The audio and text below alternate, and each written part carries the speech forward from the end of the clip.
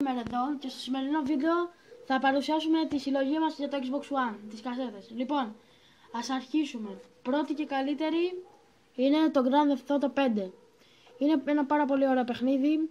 Μπορεί να παίξει ως 30 player, αν βλέπετε καλά. Και είναι πολύ ωραίο. Βλέπουμε εδώ μέσα το βιβλιαράκι και κάτι άλλο, χάρτη. Και δεύτερη μας κασέτα είναι το Mortal Kombat XL. Το παιχνίδι είναι πάρα πολύ ωραίο. Παίζει έως 10 players online, 2 στο story ας πούμε. Και είναι ένα πάρα πολύ ωραίο παιχνίδι και αυτό, μου αρέσει. Έχω εντυπωσιαστεί πάρα πολύ. Και αυτό ήταν με το Mortal Kombat. Στην επόμενη μας κασέτα είναι το Pro Evolution 2017. Αυτό είναι πολύ ωραίο παιχνίδι, συγγνώμη. Και μου αρέσει πάρα πολύ, το παίζω συχνά. Από ό,τι βλέπουμε ούτε αυτό έχει βιβλιαράκι, τα έχει εδώ. Εδώ πέρα από ό,τι βλέπουμε. Και η επόμενη μας κασέτα είναι το NBA 2K16. Το NBA 2K16 είναι και αυτό ένα καλό παιχνίδι.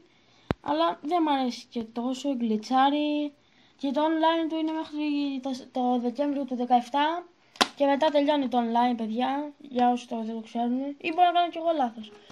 Και αυτή ήταν η συλλογή μου, παιδιά. Να, εδώ τα βάζω με τη σειρά. Εδώ και εδώ. Αυτά ήταν τα δίτσια από ανάποδα.